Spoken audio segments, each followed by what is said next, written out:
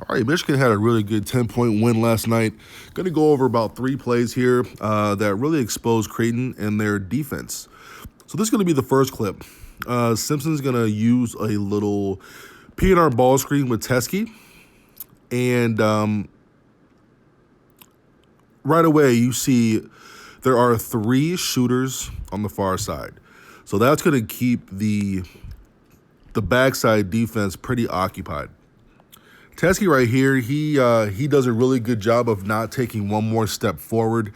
If he does that, he probably gets a blocking foul, and we don't want Teskey to stay in foul trouble. We also have a naked corner. As you guys know, a naked corner means that there's nobody on the ball side corner that's just taking up space and just being a total nuisance. Here you have Creighton is in a predicament.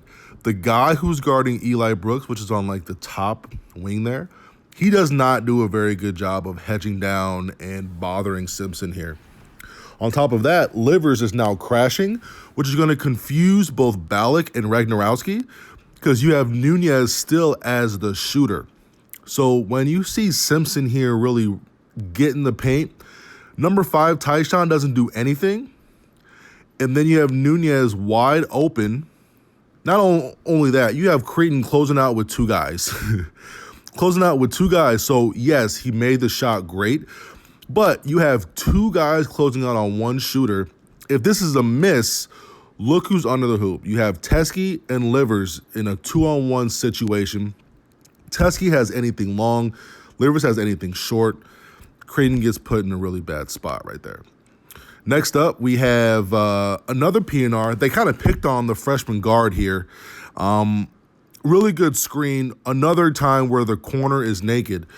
David DeJulius does a really good job at running all the way through here because Ragnarowski actually doesn't do a terrible job because when his guy runs all the way through, Ragnarowski does a good job of stopping in the paint.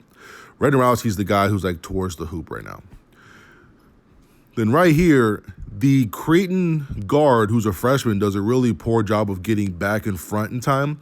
Also, if you look at the big who is, hedging here, Kelvin Jones does not do a very good job of staying between the ball and the basket. He's about 2 feet too low. So imagine him being a couple feet higher.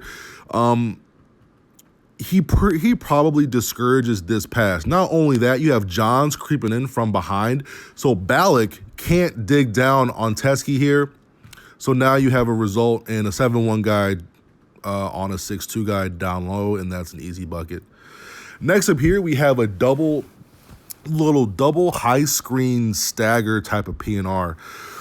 So Livers here is going to be the first screener. Usually what teams do is they switch this.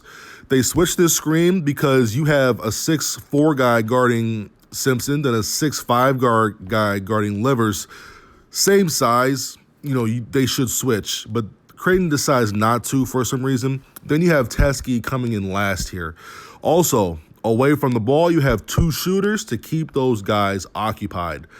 So first off, Livers tries to screen, but doesn't go too far to get a blocking foul on the screen. Kelvin Jones, the Creighton guy, look at that big. He did a really bad hedge job here, like really, really bad. Now he's out in no man's land, and he puts Creighton in a really bad spot, really bad position. This is just really poor defense by Creighton altogether. Even the guy guarding DeJulius, he needs to be a little bit higher to jab at the ball to even mess with Simpson some. Simpson has 2 choices here. He could either hit Teskey on this, or he could skip it all the way back to Livers for a 3-point shot. Kind of pick your poison. Teskey, he ends up getting the foul here, and he ends up getting the bucket. Really good execution on Michigan's part. Really poor execution on Creighton's part. And that was a huge play. 5-6 minutes left. You're up by 5. You need a bucket to push this game to keep it at 3 to 4 possessions. This is one of the bigger plays that really help separate Michigan down the stretch of the game.